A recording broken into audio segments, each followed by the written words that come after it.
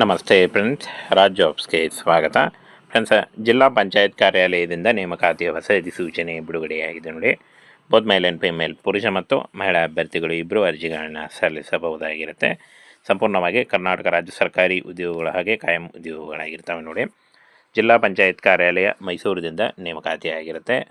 ಹಾಗೇನ friends, ಈ ಒಂದು ಹುದ್ದೆಗಳಿಗೆ ಅರ್ಜಿ ಸಲ್ಲಿಸುವಂಥ ಅಭ್ಯರ್ಥಿಗಳು ಬೋತ್ ಮೇಲ್ ಆ್ಯಂಡ್ ಫಿಮೇಲ್ ನೋಡಿ, ಪುರುಷ ಮತ್ತು ಮಹಿಳಾ ಅಭ್ಯರ್ಥಿಗಳು ಇಬ್ಬರು ಅರ್ಜಿಗಳನ್ನು ಸಲ್ಲಿಸಬಹುದಾಗಿರುತ್ತೆ. SDA, FDA ಮತ್ತು ಸಹಾಯಕ ಜಿಲ್ಲಾ ಯೋಜನಾ ವ್ಯವಸ್ಥಾಪಕ ಈ ಒಂದು ಹುದ್ದೆಗಳಿಗೆ ನೇಮಕಾತಿ ನಡೀತಾ ಇದೆ ನೋಡಿ. ಹಾಗೇನ ಅರ್ಜಿ ಸಲ್ಲಿಸಲಿಕ್ಕೆ ಕೊನೆಯ ದಿನಾಂಕ ನೋಡಿ. ಆನ್ಲೈನ್ ಮೂಲಕ ಅರ್ಜಿ ಸಲ್ಲಿಸಲಿಕ್ಕೆ ಅರ್ಜಿ ಫಾರ್ಮ್ ಕ್ಲೋಸ್ ಆಗುವಂಥ date 12 August 2025. Online application close ಆಗುತ್ತೆ ನೋಡಿ. ಅಷ್ಟರೊಳಗಾಗಿ ನೀವು ಈ ಒಂದು ಅಫಿಷಿಯಲ್ ವೆಬ್ಸೈಟ್ ನೋಡಿ, ನಾನು ಹೈಲೈಟ್ ಮಾಡಿ ತೋರಿಸ್ತಾ ಇದ್ದೀನಿ. ಈ ಒಂದು ಅಫಿಷಿಯಲ್ ವೆಬ್ಸೈಟು ಹೋಗಿ ನೀವು ಅರ್ಜಿಗಳನ್ನ ಸಲ್ಲಿಸಬೇಕಾಗತ್ತೆ. ಹಾಗೆ ಫ್ರೆಂಡ್ಸ್, ಯಾವ ಒಂದು ಎಜುಕೇಷನ್ ಬೇಕಾಗುತ್ತೆ, ಹಾಗೆ ಏನು ಕ್ರೈಟೇರಿಯಾ ಇದೆ ಅನ್ನುವಂಥ ಸಂಪೂರ್ಣ ಮಾಹಿತಿ ತಿಳಿಸ್ಕೊಡ್ತೀನಿ. ವಿಡಿಯೋನ ಕೊನೆವರೆಗೆ ನೋಡಿ.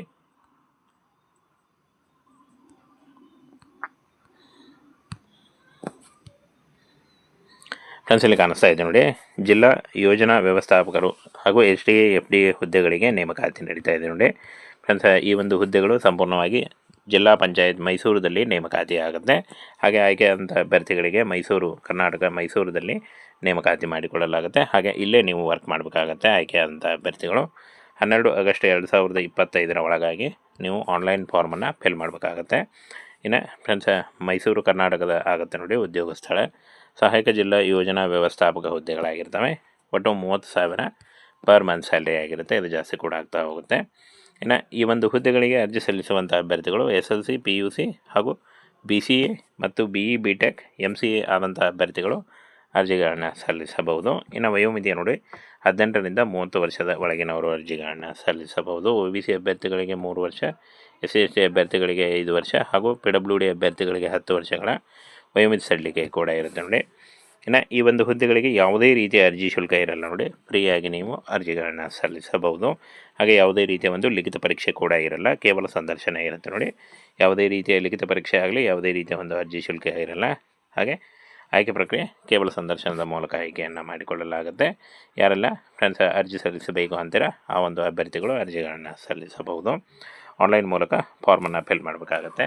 ಇದರ ನೇರ ಲಿಂಕನ್ನು, ಆನ್ಲೈನ್ ಅಪ್ಲಿಕೇಶನ್ ಫಾರ್ಮ್ ನೇರ ಲಿಂಕನ್ನು ವಿಡಿಯೋ ಡಿಸ್ಕ್ರಿಪ್ಷನ್ ಬಾಕ್ಸಲ್ಲಿ ಕೊಟ್ಟಿರ್ತೀನಿ ನೋಡಿ. ಅಲ್ಲಿ ಹೋಗಿ ಕ್ಲಿಕ್ ಮಾಡಿ ನೀವು ಈ ಒಂದು ಹುದ್ದೆಗಳಿಗೆ ಅರ್ಜಿಗಳನ್ನು ಸಲ್ಲಿಸಿ.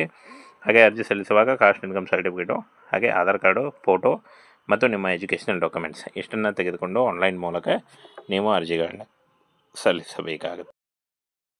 ಫ್ರೆಂಡ್ಸ್, ಜಿಲ್ಲಾ ಪಂಚಾಯತ್ ಕಾರ್ಯಾಲಯದಿಂದ ನೇಮಕಾತಿಯ ಹೊಸ ಅಧಿಸೂಚನೆ ಬಿಡುಗಡೆಯಾಗಿದೆ ನೋಡಿ. ಬೋತ್ ಮೇಲ್ ಆ್ಯಂಡ್ ಫಿಮೇಲ್, ಪುರುಷ ಮತ್ತು ಮಹಿಳಾ ಅಭ್ಯರ್ಥಿಗಳು ಇಬ್ಬರು ಅರ್ಜಿಗಳನ್ನು ಸಲ್ಲಿಸಬಹುದಾಗಿರುತ್ತೆ. ಸಂಪೂರ್ಣವಾಗಿ ಕರ್ನಾಟಕ ರಾಜ್ಯ ಸರ್ಕಾರಿ ಉದ್ಯೋಗಗಳು ಹಾಗೆ ಕಾಯಂ ಉದ್ಯೋಗಗಳಾಗಿರ್ತವೆ ನೋಡಿ. ಜಿಲ್ಲಾ ಪಂಚಾಯತ್ ಕಾರ್ಯಾಲಯ ಮೈಸೂರಿನಿಂದ ನೇಮಕಾತಿಯಾಗಿರುತ್ತೆ.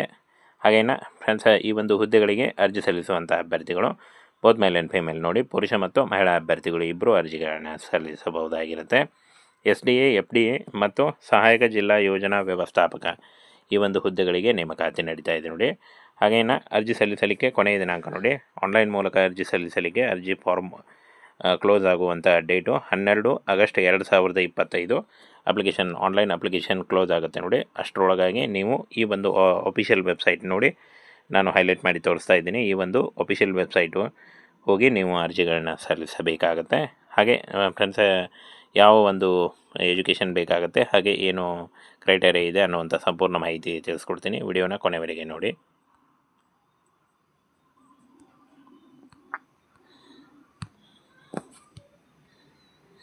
ಫ್ರೆಂಡ್ಸ್, ಇಲ್ಲಿ ಕಾಣಿಸ್ತಾ ಇದೆ ನೋಡಿ, ಜಿಲ್ಲಾ ಯೋಜನಾ ವ್ಯವಸ್ಥಾಪಕರು ಹಾಗೂ SDA, FDA ಹುದ್ದೆಗಳಿಗೆ ನೇಮಕಾತಿ ನಡೀತಾ ಇದೆ ನೋಡಿ.